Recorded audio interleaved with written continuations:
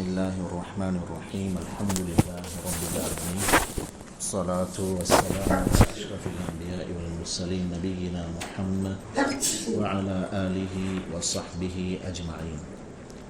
ஒவ்வொரு திங்கட்கிழமையும் இஷாவுடைய தொழுகையை தொடர்ந்து இடம்பெற்று வரக்கூடிய அல் குர்ஆனில் கூறப்பட்டுள்ள சம்பவங்கள் என்ற தொடரிலே சென்ற வாரம் நாம் அல்லாஹ் சுப்ஹானஹு வ தஆலா அல் குர்ஆனிலே ஆதம் அலைஹிஸ்ஸலாம் அவர்களை படைப்பதற்கு முன்னால் மலக்குமார்களிடம் அல்லாஹ் ஏன் ஆலோசனை செய்ய வேண்டும் என்ற அந்த கேள்விக்குரிய பதிலை நாம் பார்த்தோம். அதனுடன் ஹிலாஃபத் என்பதற்குரிய கருத்தையும் பார்த்தோம். இன்றைய தினம் நாம் பார்க்க இருப்பது இந்த பூமியிலே அல்லாஹுடைய ஹிலாஃபத் என்பதற்குரிய இரண்டாவது கருத்தை தான் இன்றைய தினம் நாம் பார்ப்பதற்கு இருக்கிறோம். அல்லாஹ் சுப்ஹானஹு வ தஆலா இந்த பூமியில் எங்களை பிரதிநிதிகளாக ஆக்கியிருப்பது இந்த பூமியில் நாம் வசிப்பதற்காக. அல்லாஹ் சுப்ஹானஹு வ தஆலா இந்த பூமியில் எங்களிடம் இருந்து எதிர்பார்ப்பது வேண்டுவது இந்த பூமியில் நாம் வசிக்க வேண்டும் என்பதைத்தான். மேலும் இந்த பூமியில் நாம் கட்டடங்களை கட்ட வேண்டும் என்பதையும் அல்லாஹ் எங்களிடம் இருந்து எதிர்பார்க்கிறான். ஆறுகளில் இருந்து நாம் பிரயோசனம் அடைய வேண்டும் என்பதையும், கிணறுகளை தோண்டி அதிலிருந்து நீர்களை வெளியாக்க வேண்டும் என்பதையும் அல்லாஹ் எதிர்பார்க்கிறான். மேலும் விவசாயங்கள் விளைச்சல்கள் நாம் செய்ய வேண்டும் என்பதையும் அல்லாஹ் எதிர்பார்க்கிறான். அல்லாஹ் குர்ஆனில் இதை தெளிவாக குறிப்பிட்டுள்ளான். வல்லதி அன்ஷஅக்கும் ஃபில் அர்தி வஸ்தஅமரக்கும் ஃபீஹா, அவன்தான் இந்த பூமியில் உங்களை உருவாக்கி மேலும் இந்த பூமியில் அவன்தான் உங்களை வசிக்கவும் செய்தான் என்று அல்லாஹ் குர்ஆனில் தெளிவாக குறிப்பிட்டுள்ளான். எங்கெல்லாம் அல் குர்ஆனிலே ஹலீஃபா என்ற வார்த்தை வருமோ இந்த வார்த்தை அதிகமாக இடம்பெற்றிருக்கின்றது. எங்கெல்லாம் இந்த ஹலீஃபா என்ற வார்த்தை அல் குர்ஆனில் வருமோ அது என்ன கருத்தில் வரும் என்று சொன்னால், இந்த பூமியில் நீங்கள் வசித்தல், இந்த பூமியை நீங்கள் நிர்வாகம் செய்தல் என்ற இந்த கருத்தில் தான் வரும். அல்லாஹ் சுப்ஹானஹு வ தஆலா சூரத்துல் அராஃப் என்று சொல்லப்படக்கூடிய அத்தியாயத்திலே அல்லாஹ் குறிப்பிட்டுள்ளான்.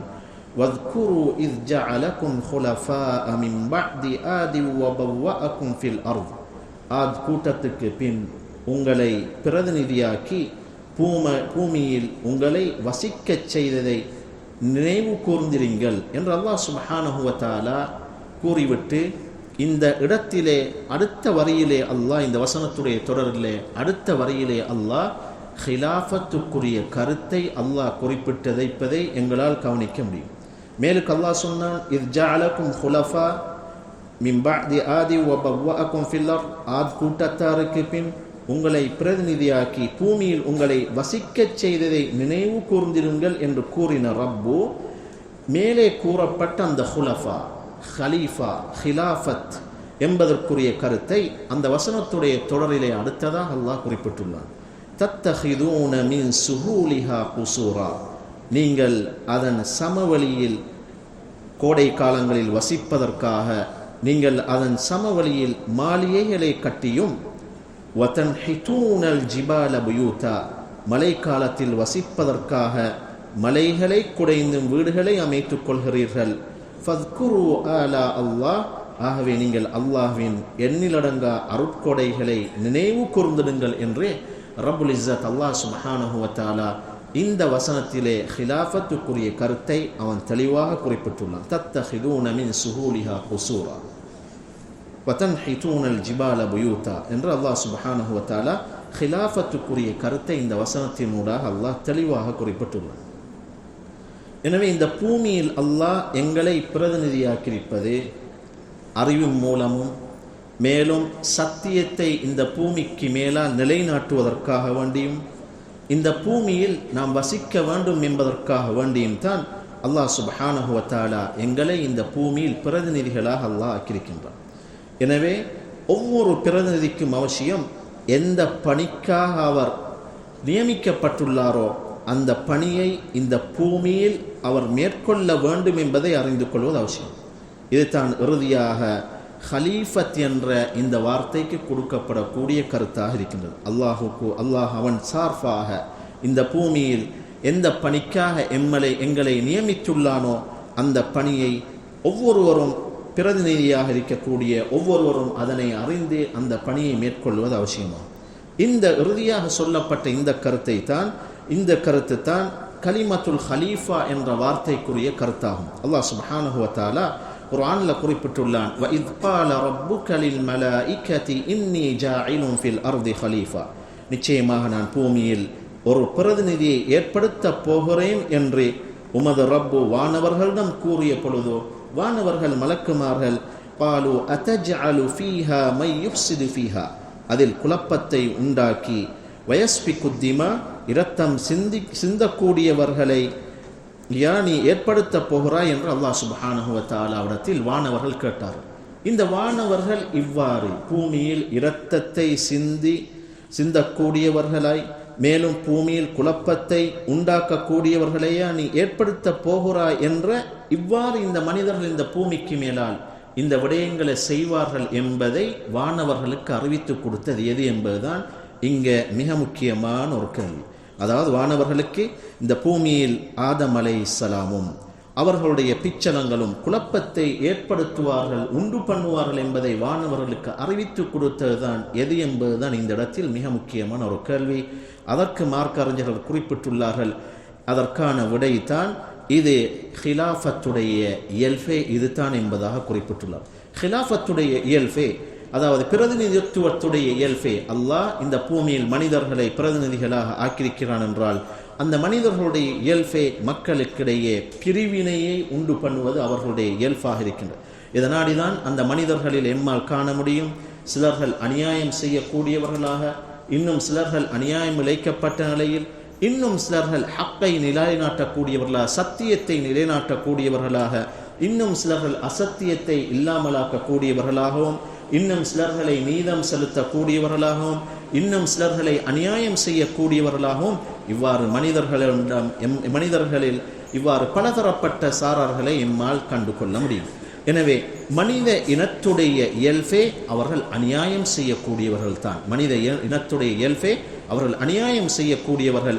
இதனாடிதான் இந்த ஹலீஃபா என்ற இந்த வார்த்தை அது எதை வலியுறுத்துவதென்றால் அது பிரச்சினையை உண்டாக்கும் என்பதை வலியுறுத்துகின்றது. மேலும் இந்த ஹலீஃபா என்ற பிரதிநிதித்துவம் என்ற வார்த்தை மக்களுக்கு மத்தியில் குழப்பத்தை உண்டு பண்ணும் என்பதையும் வலியுறுத்துகின்றது. இதனாடிதான் அவர்களில் அந்த மனிதர்களில் அல்லாஹ்வினால் இந்த பூமியில் பிரதிநிதியாக ஆக்கப்பட்ட அந்த மனிதர்களில் சிலர்கள் விவசாய நிலங்களை அழிக்கக்கூடியவர்களாகவும் வம்சாவளியை இல்லாமலாக்கக்கூடியவர்களாகவும் இருக்கின்றார்கள்.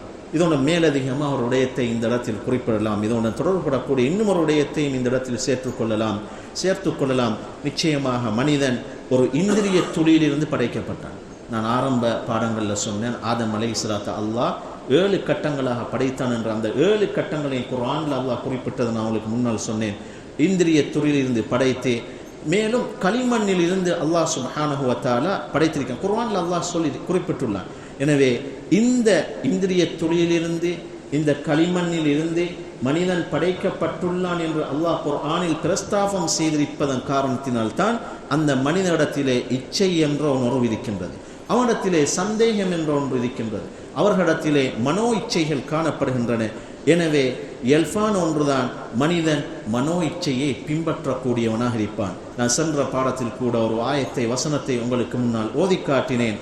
அல்லாஹ் சுப்ஹானஹு வ தஆலா தாவூத் அலைஹிஸ்ஸலாத்து வஸ்ஸலாம் அன்னவர்களை பார்த்து அல்லாஹ் குறிப்பிட்டான், அதாவது நீங்கள் தீர்ப்பு கூறும் பொழுதோ, மனிதர்களுக்கு மத்தியில் நீங்கள் தீர்ப்பு செய்யும் பொழுதோ நீங்கள் சத்தியத்தை கொண்டு தீர்ப்பு செய்யுங்கள், வலா தத்தபிஇல் ஹவா, மனோ இச்சையை நீங்கள் பின்பற்ற வேண்டாம் என்று அல்லாஹ் அவர்களுக்கு தடை விதித்ததையும் நான் சென்ற பாடத்தில் உங்களுக்கு முன்னால் இந்த வசனத்தை நான் ஓதிக்காட்டி இதை பற்றி நாம் தெளிவாக பார்த்தோம். எனவே மலக்குமார்கள் இந்த ஹலீஃபா என்ற இந்த வேர்ட் ஊடாக, இந்த வார்த்தை ஊடாக மலக்குமார்கள் அறிந்து கொண்டார்கள், அந்த வார்த்தையுடன் இந்த பூமியில் குழப்பம் உண்டு பண்ணுவது என்பது அந்த ஹலீஃபா என்ற வார்த்தையுடன் சேர்ந்து இருக்கின்றது என்பதை மலக்குமார்கள் அறிந்து கொண்டார்கள். மேலும் இந்த மண்ணினால், களிமண்ணினால், இந்த இந்திரிய துளியினால் படைக்கப்பட்ட இந்த மனிதனுடைய இயல்பே பூமியில் குழப்பத்தை உண்டு பண்ணுவான் என்பதை வானவர்கள் அறிந்துதான் அல்லாஹ்விடத்தில் அந்த கேள்வியை கேட்டார்கள். இறுதியாக ஒரு மிக முக்கியமான ஒரு பாயிண்ட் தான் இந்த வசனங்களிலே அல்லாஹ் சுப்ஹானஹு வ தஆலா ஆதம் அலைஹிஸ்ஸலாம் அன்னவர்களுடைய அந்தஸ்தை வெளிப்படையாக அல்லாஹ் எடுத்து காட்டியதை இந்த வசனத்திலே எம்மால் வசனங்களில் கண்டு கொள்ள முடியும். மலக்குமார்கள் قالوا أتجعل فيها من يفسد فيها ويسفك الدماء, இதற்கு இந்த வசனத்துக்கு இந்த வரிக்கு நான் முன்னால் கருத்து சொல்லிவிட்டேன். அதை தொடர்ந்து சொன்னாங்க, வனஹ்னு நுஸப்பிஹு பிஹம்திக், நாங்கள் உனது திருப்புகழை கொண்டு உன்னை துதி செய்தும், வனுகத்திஸு லக், உன் பரிசுத்தத்தை போற்றியவர்களாகவும் இருக்கிறோம். قال அல்லாஹ் சொன்னான், இன்னி அஅலமு மா லா தஅலமூன், நீங்கள் அறியாதவற்றையெல்லாம் நிச்சயமாக நான் அறிவேன் என்று சொன்னான். அவர்கள் மலக்குமார்கள் நினைத்தார்கள், எண்ணினார்கள், இந்த பூமியுடைய நிர்வாகம், இந்த பூமியில் ஆட்சி செய்ய வேண்டுமாக இருந்தால், இந்த பூமியின் நிர்வாகம் இடம்பெற வேண்டுமாக இருந்தால் தஸ்பீஹின் பால் இந்த மனிதன் தேவையாக வேண்டும் என்று மலக்குமார்கள் கருதின காரணத்தினால்தான் இந்த வார்த்தையை அல்லாஹுக்கு முன்னால் சொன்னார்கள். யா ரப், அல்லாஹ்வே, எங்களுடைய ரப்பே, நாங்கள் இந்த பூமியில் நீ இன்னும் ஒரு படைப்பதற்கு உன்னை துதி செய்வதில் நாங்கள் ஏதாவது குறைபாடு செய்திருக்கிறோமா என்பதைத்தான் மலக்குமார்கள் இந்த வார்த்தையூடாக கேட்கிறார்.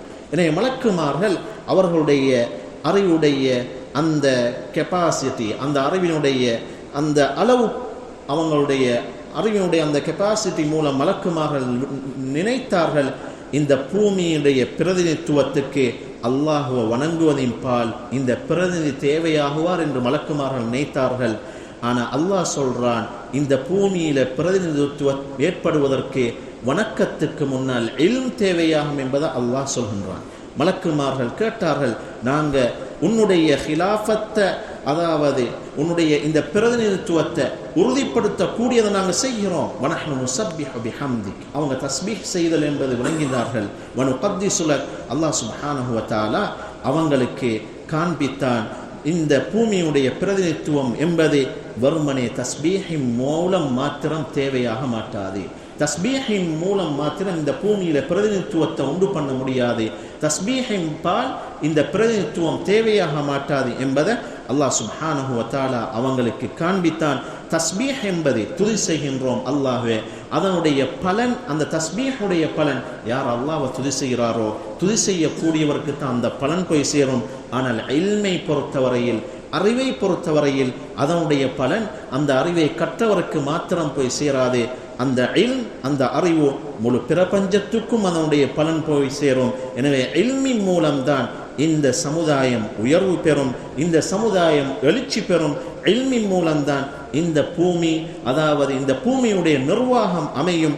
இல்மின் மூலம்தான் ஹக்கு நிலைநாட்டப்படும், சத்தியம் அளிக்கப்படும் என்ற இந்த விடயங்களை அவங்களுக்கு அல்லாஹ் காண்பித்தான். எனவே ஆதம் அலைஹிஸ்ஸலாம் அல்லாஹ் சுப்ஹானஹு வ தஆலா அவர்களுக்கு எதை கூறுகின்றான் என்றால், அது ஆதம் அலைஹிஸ்ஸலாம் அவருடைய சிறப்பே இல்மில் தான் இருக்கிறது என்பதை மலக்குமார்களுக்கு சொல்கின்றான். இதனால் இது அல்லாஹ் அதுக்கு அடுத்த வசனத்தில் சொன்னான், வஅல்லம ஆதமல் அஸ்மாஅ குல்லஹா ثم عرضهم على الملائكة, மேலும் அவன் பொருட்களின் பெயர்கள் அவை அனைத்தையும் ஆதமுக்கு கற்றுக் கொடுத்து, அலைஹிஸ்ஸலாம் ஆதம் அலைஹிஸ்ஸலாம் அவர்களுக்கு கற்றுக் கொடுத்து, ثم عرضهم على الملائكة, பின்பு அவற்றை வானவர்களுக்கு எடுத்து காட்டினான். ثم بعد ذلك, இதற்கு பின்னால் அல்லாஹ் சுப்ஹானஹு வ தஆலா அந்த மலக்குமார்களுக்கு ஆதம் அலைஹிஸ்ஸலாம் அவர்களுக்கு சிரம் பணியுமாறு, சுஜூது செய்யுமாறு கட்டளையிட்டான். அல்லாஹ் சுப்ஹானஹு வ தஆலா அந்த ஆதம் அலைஹிஸ்ஸலாம் அவர்களை மிக கண்ணியப்படுத்தி வைத்ததுல மிக பிரதானமானது தான் இல்ம், அறிவாக இருக்கின்றது. அல்லாஹ் சுப்ஹானஹு வ தஆலா அந்த வசனத்துடைய தொடரிலே சொல்கின்றான், ثم عرضهم على الملائكة فقال أنبئوني, ஆதம் அலைஹிஸ்ஸலாம் அவர்களுக்கு பொருட்களின் பெயர்கள் அவை அனைத்தையும் கற்றுக் கொடுத்து பின்பு அவற்றை வானவர்களுக்கு எடுத்து காட்டிவிட்டு அல்லாஹ் சொல்கின்றான், فقال أنبئوني بأسماء هؤلاء إن كنتم صادقين, நீங்கள் உண்மையாளர்களாக இருப்பீர்களாய். வானவர்களை பார்த்து அல்லாஹ் பேசுகின்றான், மலக்குமார்களை பார்த்து. ஆதம் அலைஹிஸ்ஸலாம் ஆதமுக்கு நான் கற்றுக் கொடுத்த இவற்றின் பெயர்களை எனக்கு தெரிவியுங்கள் என்று கூறினான். நீங்கள் அந்த பெயர்களை நீங்கள் எனக்கு தெரிவித்தீர்கள் என்றால் நீங்கள் தான் பிரதிநிதித்துவத்துக்கு மிகவும் தகுதி வாய்ந்தவர்கள் என்று அல்லாஹ் சுப்ஹானஹு வ தஆலா வானவர்களை பார்த்து சொன்னான். ஆனால் வானவர்கள் அவங்க இயலாமல் போய்விட்டது. அந்த பெயர்களை அல்லாஹ்வுக்கு முன்னால் சமர்ப்பிப்பதற்கு முன்வைப்பதற்கு வானவர்களுக்கு இயலாமல் போய்விட்டது. எனவே இயலாமல் போய் அவர்களுடைய பலவீனத்தை அவர்கள் வழிகாட்டினார்கள். எனவே அல்லாஹ் சுப்ஹானஹு வ தஆலா அந்த நேரத்தில் சங்கையான இந்த படைப்பு அல்லாஹ் அவர்களை விடவும் முதன்மைப்படுத்தினான். எனவே ஒரு மனிதனுடைய அந்தஸ்தை ஒரு மனிதனை பற்றி நாம் அறிய வேண்டுமாக இருந்தால் ஒரு மனிதனுக்கு பல பட்டங்கள் இருக்கும், பல வேலைகள் இருக்கும். ஒரு மனிதனை நாம் அறிமுகம் செய்யும் பொழுதோ அவனிடத்தில் பிரதானமாக இருக்கக்கூடிய ஒன்றை கொண்டுதான் நாம் அறிமுகம் செய்கின்றோம். இவர் ஹாஃபிலாக இருக்கிறார் என்று சொல்கின்றோம், இவர் BA என்று சொல்கின்றோம், இவர் MA என்று சொல்கின்றோம், இவர் PhD என்று சொல்கின்றோம். எனவே ஒரு மனிதனை நாம் அறிமுகம் செய்வதற்கு நாடும் பொழுதோ இந்த PhD முடித்தவர், இந்த BA முடித்தவர், இந்த ஹாஃபில் என்று அவருடைய பெயரை சொல்லி நாம் சொல்கின்றோம். எனவே அவரிடத்தில் இருக்கக்கூடிய மிக உயர்ந்த அந்த பட்டத்தை சொல்லி அவரை நாம் அறிமுகம் செய்கின்றோம். ஆனால் மலக்குமாரிடத்தில் இருந்த மிக உன்னதமான ஒரு தன்மைதான் தஸ்பீஹ் என்ற ஒன்று இருந்தது, அல்லாஹ்வை துதி செய்தல் என்ற ஒன்று இருந்தது. ஆனால் ஆதம் அலைஹிஸ்ஸலாம் அவரிடத்தில் இருந்த மிக உயர்வான ஒன்றுதான் அது தஸ்பீஹுக்கு மேலே இருந்தது, அதுதான் இல்ம், அதுதான் அறிவு. ஆதம் அலைஹிஸ்ஸலாம் அவர்களிடம் அறிவு இருந்தது. எனவே அல்லாஹ் சுப்ஹானஹு வ தஆலா ஒரே ஒரு வர்ணனையின் மூலம் அல்லாஹ் ஆதம் அலைஹிஸ்ஸலாம் அவர்களை மலக்குமார்களை விடவும் மேலே அவர்களை அல்லாஹ் முற்படுத்தினான். மேலே நான் ஓடிக்காட்டிய வசனம் ஆதம் அலைஹிஸ்ஸலாம் அவர்களுக்கு அவற்றின் பொருட்கள் அனைத்துடைய பெயர்களையும் கற்றுக் கொடுத்த அந்த வசனத்துடைய தொடரிலே அல்லாஹ் சுப்ஹானஹு வ தஆலா இதை எல்லாத்தையும் ஆதம் அலைஹிஸ்ஸலாம் கற்றதன் பின்னால் கற்றுக்கொண்டார். ஆரம்பத்தில் கற்றுக்கொண்டதன் பின்னால் அடுத்த படித்தரம் வருகின்றது. கற்றல் என்ற அந்த படித்தரத்துக்கு பின்னால் கற்றுக் கொடுத்தல் என்ற படித்தரத்துக்கு வருகின்றார். அல்லாஹ் சொல்கின்றான், அம்பிஹும் பாலய ஆதமு அம்பிஹும், ஆதம் அலைஹிஸ்ஸலாம் அவர்களுக்கு அந்த வானவர்களுக்கு அவற்றின் பெயர்களை அறிவிப்பீராக என்று அல்லாஹ் கூறினான். அம்பிஹும் ஐ அல்லிம்ஹும், கற்றுக் கொடுப்பீராக அவர்களுக்கு. பிஅஸ்மாஇஹிம் ஃபலம்மா அம்பஅஹும் பிஅஸ்மாஇஹிம், அவற்றின் பெயர்களை அவர்களுக்கு அறிவித்த பொழுதோ பால அலம் அகுல்லக்கும், இப்பதான் அல்லாஹ் வானவர்களை பார்த்து ஒரு கேள்வி கேட்கிறான். قال ألم أقل لكم إني أعلم غيب السماوات والأرض, நிச்சயமாக நான் வானங்களிலும் இன்னும் பூமியிலும் மறைந்திருப்பதை நன்கு அறிவேன் என்று நான் உங்களுக்கு கூறவில்லையா என்று அல்லாஹ் சுப்ஹானஹு வ தஆலா வானவர்களை பார்த்து ஆதம் அலைஹிஸ்ஸலாம் அவர்கள் அந்த வானவர்களுக்கு அவற்றினுடைய பெயர்களை கற்றுக் கொடுத்ததன் பின்னால் இந்த கேள்வியை அல்லாஹ் சுப்ஹானஹு வ தஆலா கேட்டதை அல்லாஹ் சூரத்துல் பக்கரா என்ற அத்தியாயத்துடைய ஆரம்பமாக வரக்கூடிய 4வது பக்கத்திலே அல்லாஹ் சுப்ஹானஹு வ தஆலா இந்த வசனத்தை அல்லாஹ் குறிப்பிட்டுள்ளான். எனவே இந்த பூமியிலே பிரதிநிதித்துவத்துக்கு மிகவும் தகுதியானவர்கள் இந்த அல்லாஹ்வினால் படைக்கப்பட்ட இல்மை சுமந்த இந்த மனிதர்கள் தான் என்பது அல்லாஹ் சுப்ஹானஹு வ தஆலா இந்த வசனங்களூடாக எங்களுக்கு தெளிவுபடுத்துகின்றான். எனவே இந்த பூமியில் இந்த இல்ம் என்ற இந்த அறிவு என்ற இந்த கருத்து ஹிலாஃபத், அறிவு என்ற இந்த சத்தியத்தை நிலைநாட்டுதல், அசத்தியத்தை இல்லாமல் ஆக்குதல், அறிவை கற்றுக்கொள்ளுதல். முன்னால் நான் பல கருத்துக்கள் சொன்னேன். இந்த ஹிலாஃபத்துடைய இந்த கருத்தை, இந்த என்ன கருத்தில் அல்லாஹ் ஹிலாஃபத் என்ற இந்த வேர்டை குர்ஆனில் உபயோகித்திருக்கின்றானோ அந்த வேர்டை உறுதி செய்வதற்கு அல்லாஹ் சுப்ஹானஹு வ தஆலா ஆதம் அலைஹிஸ்ஸலாம் அவருடைய பிச்சலங்களாக எங்களுக்கு தௌஃபீக் செய்வானாக. எவ்வாறு அல்லாஹ் சுப்ஹானஹு வ தஆலா என்னையும் உங்களையும் இந்த இடத்தில் ஒன்று சேர்த்தானோ நாளை மறுமை நாளில் ஹபீப் அல் முஸ்தஃபா ஸல்லல்லாஹு அலைஹி வஸல்லம் அன்னவர்களுடன் அல் ஃபிர்தௌஸுல் அலா என்று சொல்லப்படக்கூடிய உயர்ந்த சுவனபதியிலே ஒன்று சேர்ப்பானாக என்று வேண்டி முடித்துக் கொள்கின்றேன். சுப்ஹானக்கல்லாஹும்ம பிஹம்திக் அஷ்ஹது அன் லா இலாஹ இல்லா அன்த அஸ்தக்ஃபிருக வ அத்தூபு இலைக். ஸல்லல்லாஹு அலா முஹம்மத் ஸல்லல்லாஹு அலைஹி வஸல்லம். ஸல்லல்லாஹு அலா முஹம்மத் யா ரப்பி ஸல்லி